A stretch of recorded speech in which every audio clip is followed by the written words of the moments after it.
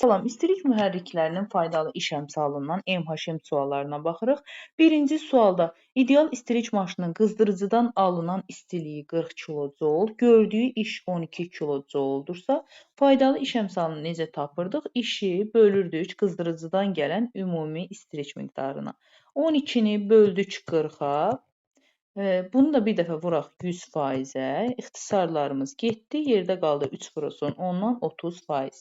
2-də istilik mühərrikinin əsas hissələri nədən ibarət idi? Qızdırıcı sistem və qızdırıcı cisim və soyuducu. Bu da 1 və 2-nin olduğu C.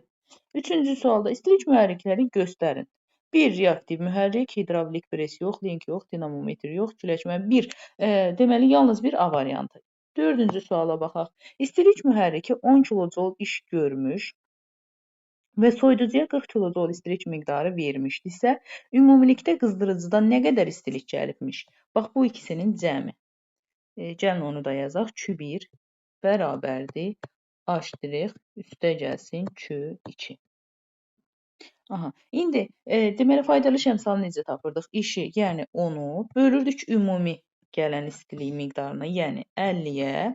Bu da eləyir, deməli sonra da 100%-ə vuranda bu da 100-də böl 5-dən 20% eləyir. 5-ə baxaq. İstilik mühərrikinin faydalı iş əmsalının qızdırıcıdan alınan istilik miqdarından asıllıq qrafiki verilmişdir. Baxaq.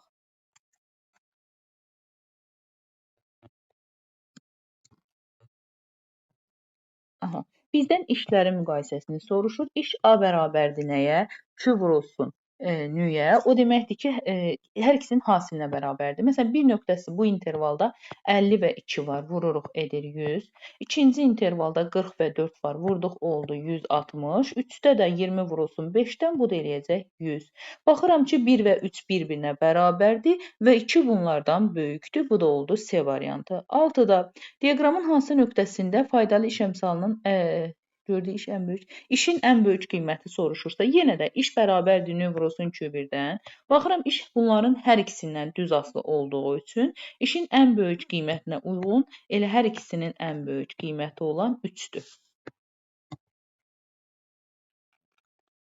7-də diaqramda hansı nöqtədə faydalı iş əmsalı bir nöqtəsinə uyğun faydalı iş əmsalının qiyməti ilə eynidir? Aha, faydalı iş əmsalı. Faydalı iş əmsalının düsturu necə idi? H' bölünsün Q1.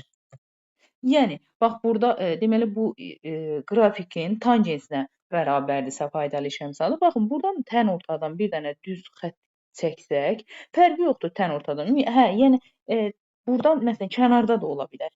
Eyni xəttin üzərindəki bütün nöqtələrdə qiymətlər bir-birinə bərabər olacaq. Yəni 1, 4, 3 bir-birinə bərabərdir.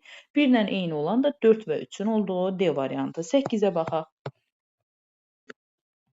İstilik mühərriklərinin gördüyü işin qızdırıcıdan alınan istilik miqdarından asıllıq qrafiki verilmişdir. Bu səfər faydalı növ1-in böl növ2-yə soruşur. Deməli, A bölünsün Q1-ə bərabər olduğu üçün birinci intervalda 6 böl 10, ikinci intervalda isə 3 bölünsün 10. 3 böl 10-u da tərs çevirsək bölmə olduğu üçün onlar ixtisar gedir. 6-nı da 3-ə böldük. Bu da bizə 2 verir. Gəldik 9-cu suala.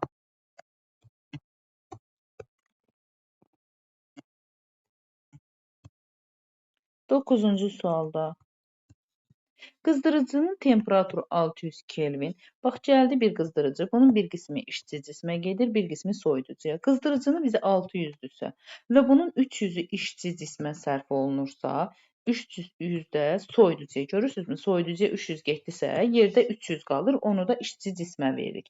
Yəni, baxırıq ki, yarı-yarı bölünür də 50% imiş faydalı iş əmsalı. Onda işçi mühərrikdə işçi cisim qızdırıcıdan 1000 joule istilik alırsa, bu səfər qızdırıcını 1000 joule ediriksə, yenə də faydalı iş əmsalı 50% olduğu üçün tən yarı böləcəyik. 500 işə sərf olunacaq. Buradakı 500 də sərf olunur, deməli soyuducuya. Ona görə bizdəki soyuducu oldu 500D variantı.